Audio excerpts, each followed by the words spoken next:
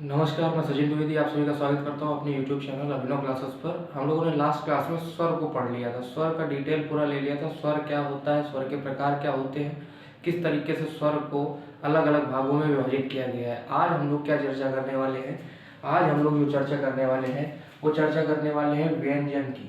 वो चर्चा करने वाले हैं व्यंजन की कि व्यंजन क्या होते हैं, कितने प्रकार के होते हैं, ये बोले कहाँ से जाते हैं और किस तरीके से इनको उच्चारित किया जाता है। ठीक है, आज हम लोग इस चीज़ पर चर्चा करने वाले हैं। तो वीडियो शुरू करने से पहले जो लोग भी नए हों, पहली बार जुड़े हों, वो चैनल को ज्वाइन कर लीजिए और वीडियो अच्छा लगे तो शेयर कर दीजिए और लाइक कर दीजिए। ठीक है, क्योंकि यहाँ पे पहली क्लास में बता के चल रहा हूँ, कंटेंट के थ्रू काम चल रहा है, इसलिए मैं उदाहरण को या अन्य सवालों को बीच में नहीं ले रहा हूँ। एक बार कंटेंट पूरा हो जाएगा तो उसके बाद में जब आप क्वेश्चंस को लगाएंगे तो वो आसानी से आपको समझ में आ जाएंगे। ठीक है, तो पहले हम लोग ये देख लेते हैं व्यंजन है क्या। व्यंजन जो है हमारा वो एक तरीका आप ऐसा समझ सकते हैं, स्वर स्वर में कोई भी अगर आप वर्ण को ऐड कर देंगे तो वो व्यंजन बन जाएगा। स्वर में आप जैसे ही किसी वर्ण को ऐड करेंगे तो क्या बन जाएगा,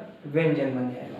स्वर में जैसे ही आप वर्ण को ऐड करेंगे वो व्यंजन बन जाएगा। जैसे खा, आ वर्ण है, आ यहाँ पे है और आप इसको खा वर्ण में जोड़ दीजिए तो जैसे ही आप ये वर्ण है और जैसे ही वो इसमें जुड़ेगा वो एक व्यंजन का रूप ले लेगा।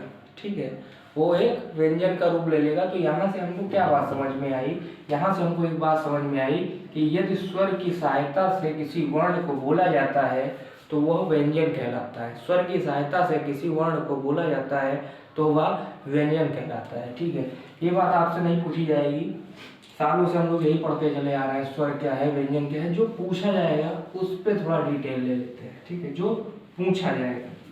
अब पूछा क्या जाता है, पहले तो इसके प्रकार पूछे जाते हैं। व्यंजन के प्रकार, व्यंजन के प्रकार जो मैंने बताया था कि 3 भी होते हैं, 4 भी होते हैं और 5 भी होते हैं। 3 भी होते हैं, 4 भी होते हैं और 5 भी होते हैं। 3 क्यों होते हैं, 4 क्यों होते हैं, 5 क्यों होते हैं, ये डिटेल हम लोग आज जानेंगे।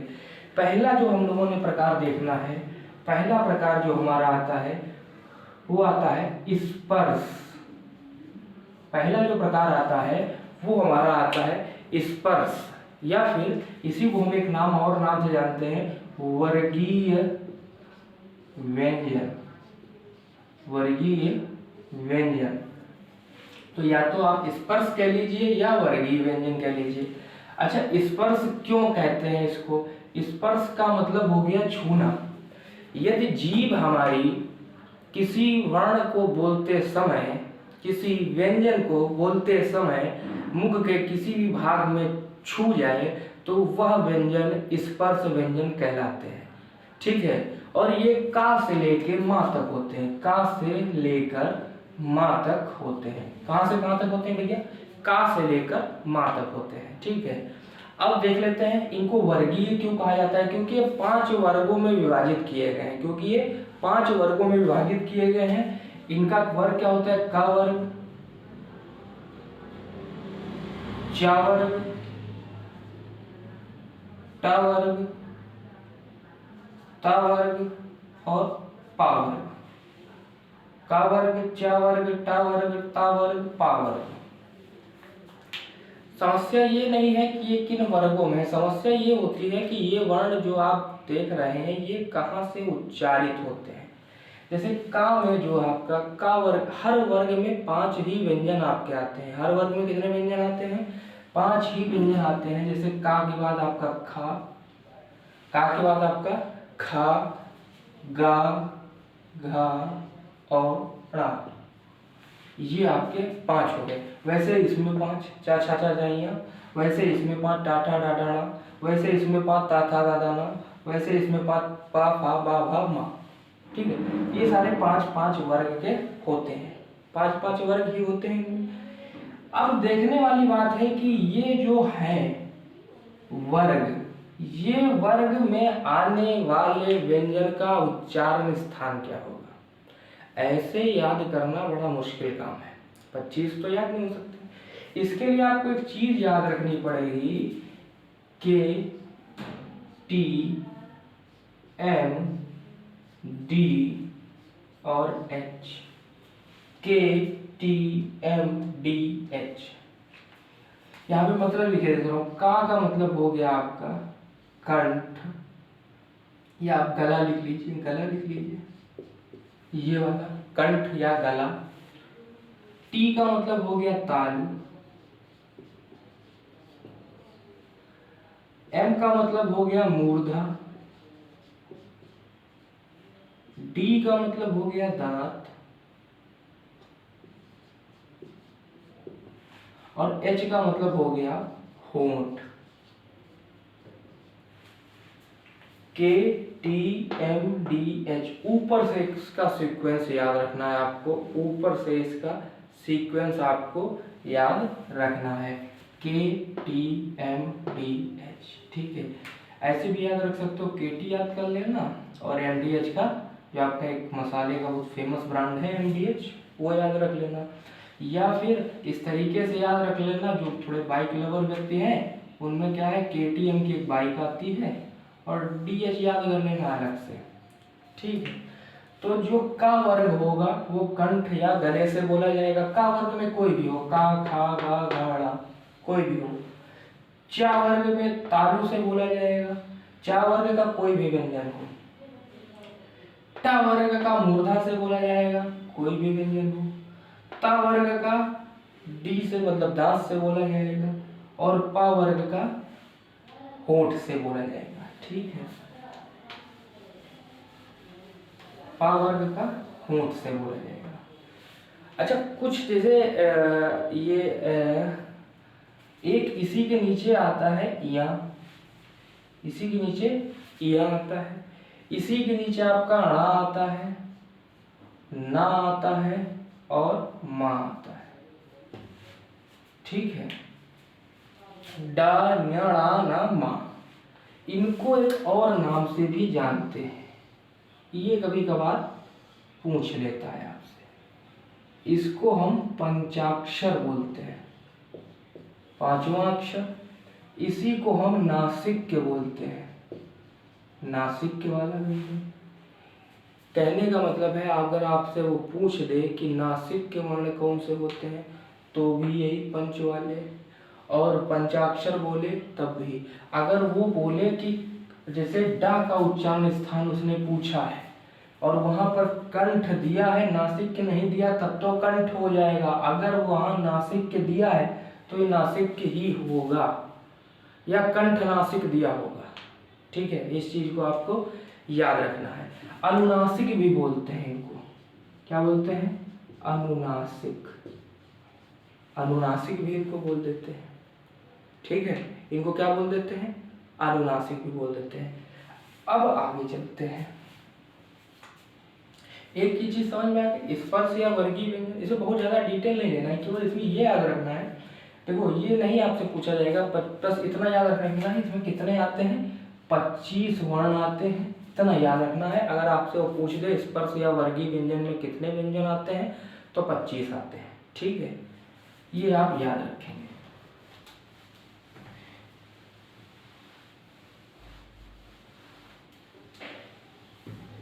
अगला आपका है उत्क्षिप्त। दूसरा जो इसका प्रकार है वो है आपका उत्क्षिप्त।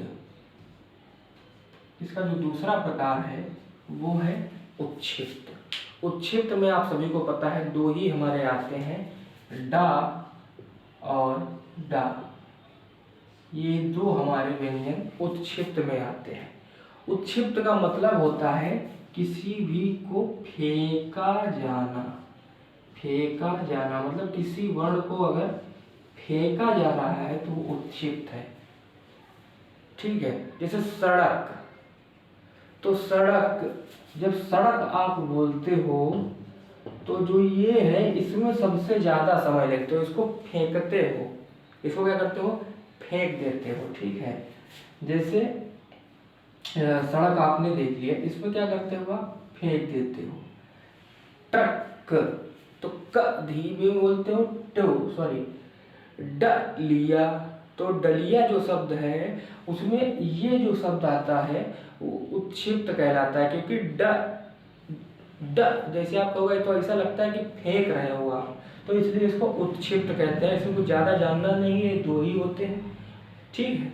तो इसके बाद में आपका तीसरा आता है। 5, 3, 4 तीनों प्रकार हमने आपको बताए। अगला जो आपका प्रकार आता है, उससे पहले हम लोग थोड़ा सा ये देख लेते हैं कि अल्प प्राण क्या होता है, अल्प प्राण और महाप्राण क्या होता है।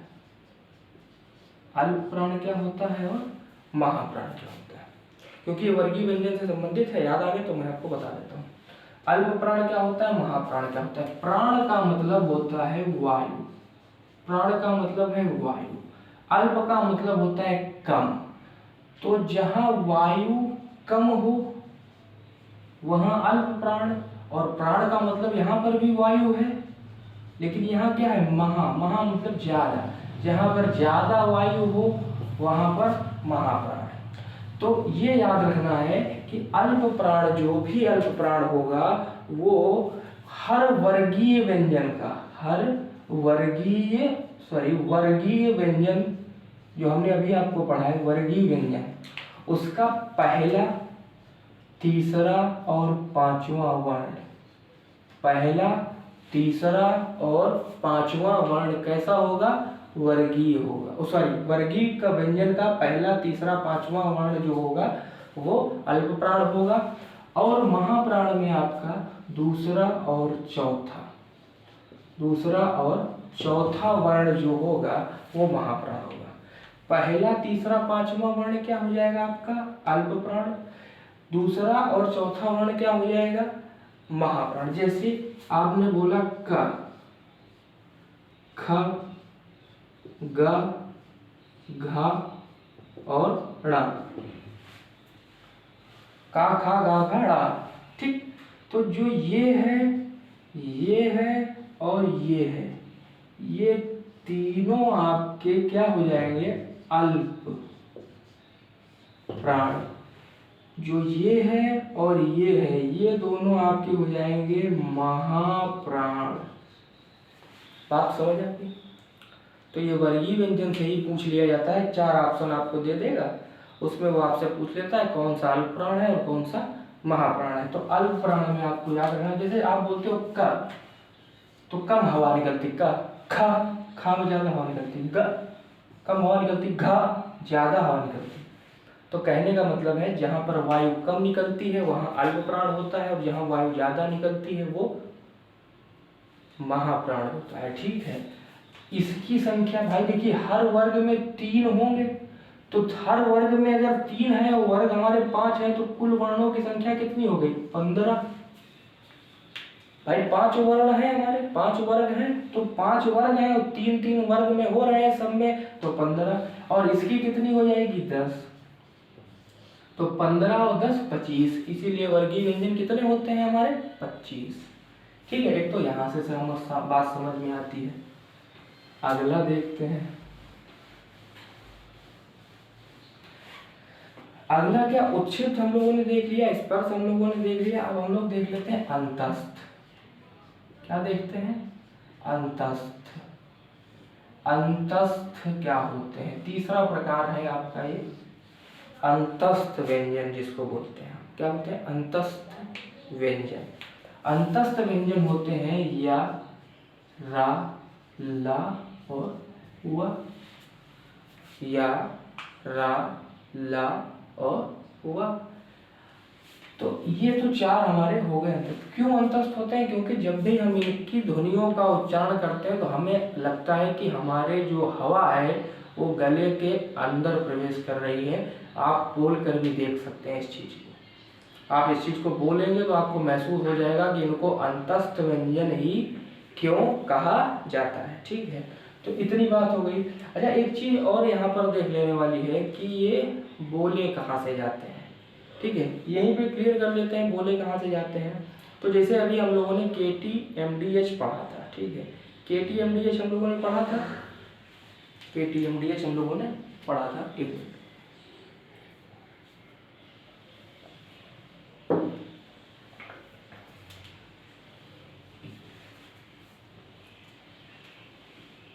तो के टी एम डी, ला, के टी एम डी। एच नहीं ले जाना है वहां पर, यहाँ एच नहीं आएगा। तो ये तालु से बोला जाएगा, ये मूर्धा से बोला जाएगा, ये दांत से बोला जाएगा, ला। के छोड़ देना कंठ, ये के छोड़ देना और ये छोड़ देना, ये दंतोष्ठ होता है। ये क्या होता है? दंतोष्ठ होता है। ठीक है, अभी जब हम क्लियर करेंगे तो लास्ट में आपको एक पेज दिखाई, लास्ट में हम सारे जो भी 7-8 प्रकार हैं वो भी करवा देंगे, या यहीं पे क्लियर करने की कोशिश करेंगे कि दंतोष्ठ होता है ये वाला। ठीक है, ये पूछा भी कई बार जाता है क्योंकि सिंगल ही होता है, अलग ही होता है। फिलहाल ये याद रख लेना, टी एम डी, के छोड़ देना यहाँ से, या रा ला, टी एम डी। ठीक है, बोल के भी देखिए, अगर आप या बोलेंगे तो कंठ की आवश्यकता आपको नहीं पड़ेगी। ठीक है, या बोलेंगे तो जबान ऊपर लगेगी, तालु हो गया। र बोलेंगे तो जबान जब भी आपकी कंपन करे तो मुर्दा होती है, और ला तो सीधा दांत में ही टच हो रहा है। ठीक है, तो अंतस्थ हो गया आपका यारा लावा, और उच्चारण स्थान भी हमने आपको इसके बता दिए। ठीक है, अब आते हैं अगला जो चौथा इसका भाग है, चौथा इसका भाग है, उसको हम लोग बोलते हैं, स्पर्श पढ़ लिया 2, और उच्छिक पढ़ लिया 2, और तीसरा पढ़ लिया अंतस्थ, चौथा पढ़ रहा है ऊष्म। ऊष्म, ऊष्म व्यंजन, इन्हीं को ऊष्मांक कहते हैं, इन्हीं को गर्म कहते हैं। ऊष्म का मतलब गर्मी होता है, या इसी को एक नाम और दे देते हैं, संघर्षी। कभी आपसे पूछ ले संघर्षी क्या होता है, तो आपको याद रखना है संघर्षी भी यही होते हैं। और ये होते क्या हैं? संघर्षी भी यही होते हैं, और होते क्या हैं? श श श हा, श श श हा। ठीक है, थोड़ी देर के लिए हम हा को उठ के यहाँ लिख लेते हैं, याद करना आसान है। अब इसका अगर आपसे क्या पूछते हो कि इसका उच्चारण स्थान बताइए, क्या बताइए? उच्चारण स्थान। अगर वो आपसे कहे इसका उच्चारण स्थान बताइए, तो आप सीधा सीधा लिख देंगे के टी एम डी, श, के टी एम डी, एच नहीं आता है। हा को कंठ से बोला जाता है, सा को तालु से बोला जाता है, इस वाले शा को मूर्धा से बोलते हैं, और इस वाले सा को दांत से बोलते हैं। दांत की आवश्यकता पड़ती है। तो यहाँ पर ये भी आपको क्लियर हो रहे हैं। के टी एम डी एच अगर आपको याद रहेगा तो आप सारे निकाल लेंगे, सारे के सारे आपको जुबान पे आ जाएंगे। यही पेपर में आपसे पूछे भी जाते हैं, अधिक से अधिक तादाद में ये आपसे पूछे जाते हैं। ठीक है, अधिक से अधिक तादाद में ये आपसे पूछे भी जाते हैं।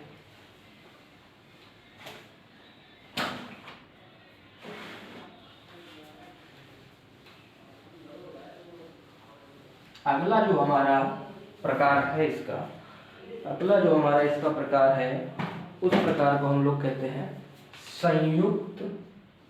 पांचवा हमारा है संयुक्त व्यंजन। क्या है प्रकार आखिरी हमारा? आखिरी प्रकार व्यंजन का है संयुक्त व्यंजन, और इसमें हमारे आते हैं छ, त्र, ज्ञा, श्र, चार। छ, त्र, ज्ञा और श्रा, ये चार हमारे आते हैं। ये चार आपको याद रखने हैं। ठीक है, और मैं आपको बता देता हूँ, ये मिलते जैसे आपका का और शा से मिलके ये बन जाएगा, का और शा से, का और शा से मिलके ये बन जाएगा, ता और रा से मिलके ये बन जाएगा, जा और इया से मिलके ये बन जाएगा, और उसके बाद में दा, सॉरी आखिरी बचा श्रा, वो शा और रा से मिलके बन जाएगा, शा प्लस रा। कभी कोई मिस्टेक ना हो इसलिए थोड़ा सा कंफर्म भी कर लेना चाहिए। और एक चीज आपको याद रखनी है कि ये जो चीज लगी हुई है चारों में, ये आपको विशेष रूप से ध्यान रखनी है, ये आपको विशेष रूप से ध्यान रखनी है, ये नहीं भूलना है। वो कभी कभार आपको ऑप्शन में ये भी दे देता है का प्लस शा, या ता प्लस रा, या जा प्लस या शा प्लस रा। तो ये सारे गलत हैं, ये सारे सही हैं, ये वाले आप नहीं लगाएंगे। हाँ, अगर वो इस तरीके से दे दे का प्लस शा प्लस आ और दोनों में ऐसे लगा दे, या दे दे ता प्लस रा प्लस आ और दोनों में ऐसे लगा दे, या दे दे जा, या यहीं पे समझ ले, तो ये वाले सही है, ये वाले सही हैं आपके, ये भी सही है और ये भी सही है। क्यों सही है? क्योंकि उसने क्या किया, व्यंजन की अभी हमने एक डिफिनेशन आपको क्या बताई थी, व्यंजन बताया था कि वर्ण और प्लस स्वर, वर्ण प्लस स्वर। तो देखिए वर्ण प्लस स्वर यहाँ पर है, तो ये तो व्यंजन ही हो गया, और ये व्यंजन ही तो लिखा था पहले यहाँ पे उसने क्या किया, इसको तोड़ दिया दो भागों में। जब इसको उसने दो भागों में तोड़ दिया तो इसका मतलब है कि वो आपको डिटेलिंग चाह रहा है, वो चाह रहा है कि आप डिटेल में पढ़ रहे हैं कि नहीं पढ़ रहे हैं, ठीक है।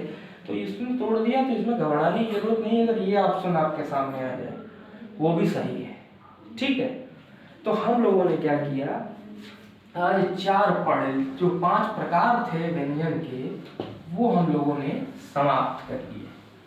तो स्वर भी हमारा समाप्त हो गया और व्यंजन भी हमारा समाप्त हो गया। एक छोटी सी बात बची है, इस स्वर का उच्चारण स्थान जो है वो हम लोगों ने नहीं देखा। स्वर का उच्चारण स्थान एक बार हम लोग देख लेते हैं। स्वर का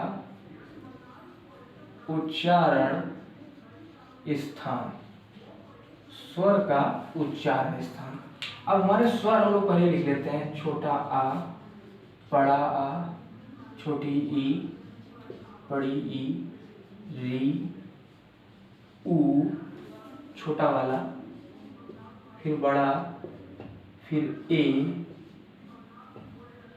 फिर ए, फिर ओ और फिर औ। ठीक, ये हमारे 11 होते हैं, 1 2 3 4 5 6 7 8 9 10 11, ठीक है। तो हम लोग कहाँ से शुरू करेंगे, आ से। तो पहले सबसे पहले हमारा गला आता है, तो जहां पर गला सबसे पहले आता है तो ये कहाँ से हो गए, कंठ से। ये कंठ से या गले से, कंठ से या गले से, कंठ हो गया या गला हो गया। ई, इसके ऊपर क्या आएगी, मूर्धा, सॉरी तालु, इसके ऊपर क्या आएगा, तालु, तो तालु हो गया। ई कहां से हो गई, तालु, तालु के बाद में री आया, री कहां से आएगा, री आया आपका ई से। री कहां से आया, री जब बोलते हो तो जीभ जो है वो कंपन करती है, इसलिए मूर्धा। अभी हमने थोड़ी देर पहले बताया, जब भी जीभ कंपन करे तो मूर्धा, ठीक है।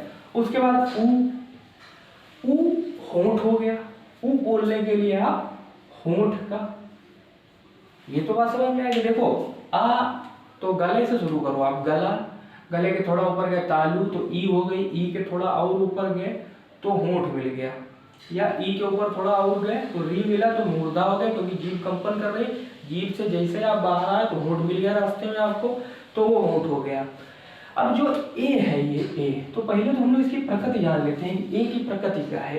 ए की प्रकृति जो है वो आ और ई है, मतलब आ प्लस ई, आ प्लस ई मिलेगा तो ए बनेगा, आ प्लस ई मिल जाएगा तो ए बन जाएगा। तो जब आ प्लस ई मिलके ए बन रहा है तो हमको ये भी तो ध्यान रखना है कि कंठ तालु हो जाएगा। ये क्या हो जाएगा, कंठ तालु, कंठ तालु हो जाएगा। उसके बाद यहाँ आए हम, जब यहाँ आए तो हमको इसकी प्रकृति फिर पता करनी है। जब इसकी प्रकृति हमने देखी तो हमको मिला क्या कि ये काहे से बनता है, ये आ प्लस ऊ से मिलके बना, आ प्लस ऊ से मिलके बना। जब ये आ और ऊ से मिलके बन रहा है तो इसका मतलब है कि कंठ होस्ट हो जाएगा। तो ये कंठ होस्ट हो गया, कंठोष्ठ। तो याद रखना बहुत आसान है, स्वर को याद रखना बहुत आसान है। आ गला, ई गले से थोड़ा ऊपर बढ़े तालु, उसके बाद थोड़ा और ऊपर बढ़े जीभ मिल गई तो मूर्धा, जीभ जहां आ जाए मूर्धा। ऊ थोड़ा जीभ से दूर हटे होंठ, ए कहाँ से आता है, आ और ई से मिलके आता है तो गला और तालु, और ओ कहाँ से आता है, आ और ऊ से आता है जैसे कंठ और होस्ट।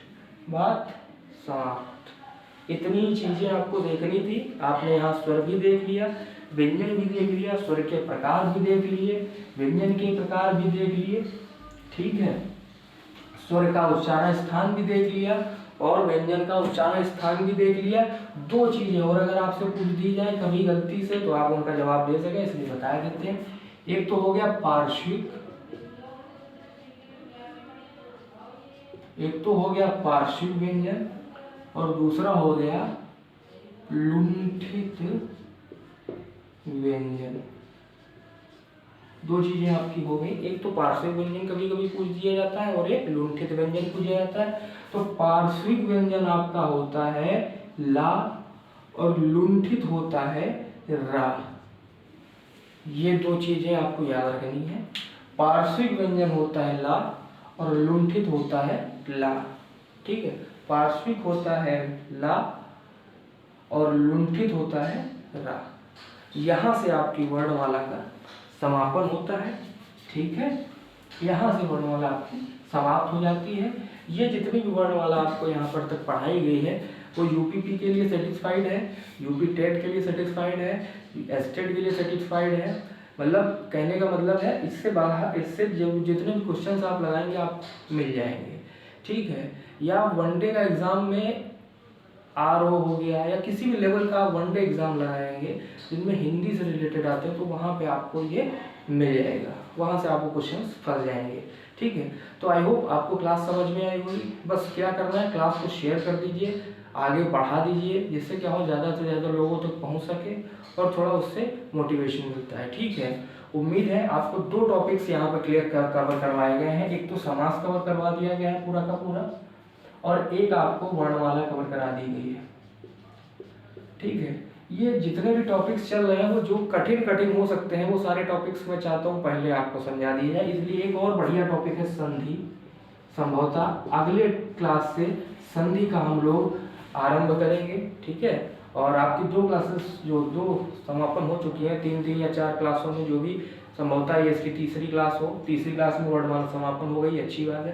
क्वेश्चन हम लोग लेंगे, लास्ट में लेंगे, पूरे लेंगे, एक साथ में लेंगे, ठीक है। ये कंटेंट बेस है जिसमें आपको ये चीजें मिल जाए कि वो होता है तो क्यों होता है ऐसा, ठीक है। उम्मीद आई होप आपको आज की क्लास समझ में आई होगी। क्लास को देखने के लिए धन्यवाद, मिलते हैं नेक्स्ट वीडियो में।